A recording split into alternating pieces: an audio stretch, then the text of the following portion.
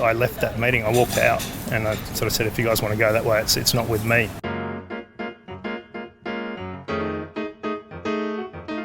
We're at the Black at Albion. Jerome's just about to put on an event. This is the man, the myth, the legend. Thanks for taking a bit of time here with Lance Montana and Risky Business. No worries. What is the biggest risk you've taken in the business and did it pay off? I remember sitting in a room with my business manager and all of my staff talking about how we needed to almost downgrade our quality, so play in the pool that everyone else plays in. I left that meeting, I walked out and I sort of said, if you guys want to go that way, it's not with me. So that was a bit of a pivotal point. So just staying in our lane for 23 years. It's been really, really hard. And there's lots of days and times where it would make sense to change direction or to go an easier path or to do what everyone else is doing. But we've not done that. So 23 years we've been, this is our quality, this is what we're doing. We don't want to do it any other way. I'm not interested in doing it any other way. So has it paid off? As much as hospitality can. What's one thing you wish you'd done earlier? I could have spent more time learning tax and back of house accounting. What's something about running a business that no one warned you about? Everything about it. Everything about. So I think anyone who has a successful business loves what they do, and they start doing it because they're good at it. There are so many things. You've got to be a psychologist. In my business, you've got to be a psychologist, a plumber, an electrician, a chef, an accountant, a business manager. It's all of the things in small business. There's nothing that doesn't cross my hands, and that's a lot. So, a lot of businesses don't do well, and I feel for them because it's not easy. It's not just sticking to what you're good at. It's all the peripheral stuff that takes up 90% of the time that people don't see. So I wish I had been a bit more over the top of how a business runs and what it requires. Yeah. Okay, what's one skill that's more important than people think? People are important. Okay. Yeah. The soft skills. The soft skills, understanding what people are actually wanting. So our product's not generic. We're not selling a bottle of Diet Pepsi that's the same by box or pallet. So for us, understanding what a customer wants and delivering that. It doesn't need to be what I want. I don't need to like your flowers, I don't need to like your table decoration, but I need to deliver what's in your mind's eye. So extracting that information from the customer and delivering it the way they want it.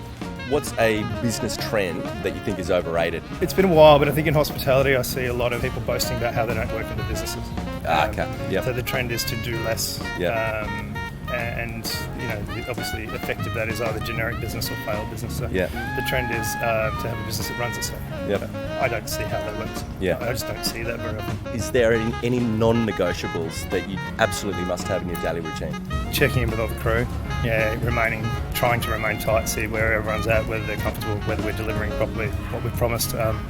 So checking in with the crew every day and all day is a non-negotiable. It's not about being micromanaging. It's just about checking in with everyone, seeing what their issues are, what their challenges are, trying to improve things. Is there anything that you thought mattered but actually doesn't? Probably lots of things. There's been lots of stress over the years about the future of the business because the buffer's not very good, the margins are not good. It's a changing industry, lots of difficulty. Overall, just doing what I've been doing has been okay. The bookings still come. 23 years, people still ring us every day. It's going to be okay. With all of the challenges, the low margin, and we're always on a knife's edge because it's hospital. I wish I'd lost less sleep at night and just kept doing my thing. Okay. That sounds like awesome advice, actually. For the anxious generation. What's the best investment you've ever made in your business? I think staying open during COVID, ignoring the advice, ignoring the easy money, and pushing through and being part of a solution in hospo was the best decision we've made. Our web ratings obviously increased. We met lots of people, we met lots of suppliers. Everything was really positive in an incredibly negative environment. So that was risky, and it was against all the advice just to keep opening, keep selling lasagna on the street, keep pushing, being part of a solution and finding a way to keep moving and stay open. Instead of like everyone was saying, sit on the couch, take the government money, and I totally get it. But in hindsight, I wouldn't have done that. So I can't do it, I'm not good at it. It's not in your DNA by the sound of it. I can't do it. If you had to start over tomorrow, what's the first thing you'd do? Suppliers and crew, get everything in place. Suppliers are really important. If you weren't doing this, what would you be doing? Honest answer is I'd be working full time for a charity. Men's mental health would be my. I try and squeeze in enough, as much of that as I can whilst working. Traveling and doing that would be enough for me for the rest of my life. So that stuff's really rewarding. I mean, I love food, I love traveling, I love eating, I love cooking. But I think being of assistance to other people is awesome. And I think that's why part of the reason I want to succeed at my age financially is to have the ability to be able to do that. Yeah. So that's a bit of a driver for me nowadays. What's one local brand or business in the sort of southeast Queensland area that you think are killing it right now? It'd be one of our Saison Salumi, Yeah. one of our other businesses. We've gone over 2 years in now, and we have distribution all around Australia. Damon Porter, our business partner chef, is doing just incredible food. So it really sticks with that, the quality that we want to do. The business is booming. A Saison Salumi, even if it wasn't mine, I'd be like, holy crap, they're doing really well. Yeah, nice. Yeah. Do you have like a most hated buzzword in your industry? There's a lot of bullshit around paddock to plate, and it's a beautiful thing when you do it and when it's possible. Yeah. It's very, very challenging to do so. Working with farmers, small events. I'd like 3 kilos of local lamb cutlet.